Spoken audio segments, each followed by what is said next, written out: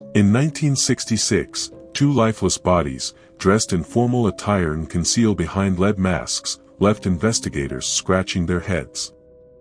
Who were they, and what led them to this remote spot, with cryptic instructions, mysterious purchases, and unexplained intentions? This tale presents a puzzle that defies conventional explanation.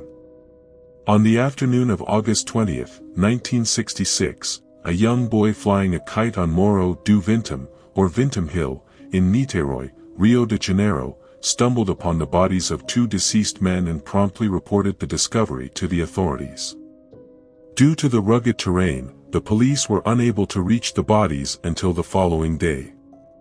When a small team of police officers and firefighters finally arrived, they encountered a peculiar sight. The bodies lay side by side, partly obscured by grass. Each man was dressed in formal attire, wore lead-eye masks, and donned waterproof coats. There were no apparent signs of a significant injury or indications of a struggle. Near the bodies, the police discovered an empty water bottle and a packet containing 2 damp towels. Additionally, a small notebook was found, containing cryptic instructions: 4:30 be at the specified location, 6:30 ingest capsules, after the effect protect metals, await signal mask.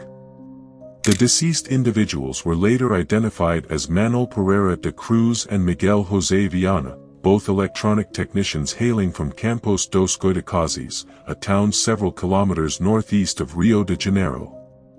Following an investigation, the police reconstructed a plausible account of the men's final days. On August 17, Cruz and Viana departed Campos dos Goitacazes, ostensibly to procure materials for their work. They boarded a bus to Niterói and arrived at 2:30 p.m. Evidence indicated that they purchased the waterproof coats from a local shop, along with a bottle of water from a nearby bar. The waitress from the bar recalled Miguel as being very nervous during their interaction, and noted his frequent glances at his watch. This was the last confirmed sighting of the men, and it is presumed that they proceeded directly from the bar to the location where they were later discovered. No apparent injuries were observed at the scene, nor were any found during the subsequent autopsy, which took place several weeks later. Unfortunately, due to a high caseload at the coroner's office at the time, the internal organs of the victims had decomposed too extensively for reliable testing. Consequently, toxicology examinations were not conducted. Various hypotheses have been put forward to elucidate this case, ranging from criminal to extraterrestrial involvement. One theory centers on the account provided by a friend of the deceased, who asserted that the two men were part of a group known as scientific spiritualists.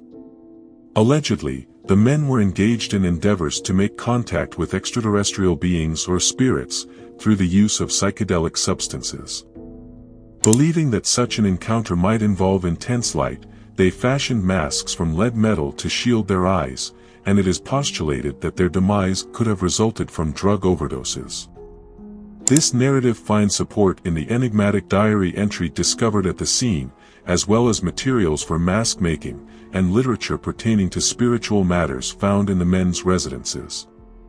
Could it have been a quest for extraterrestrial contact, a tragic experiment gone wrong, or something altogether more sinister? The unanswered questions persist, leaving this case as intriguing and perplexing as ever.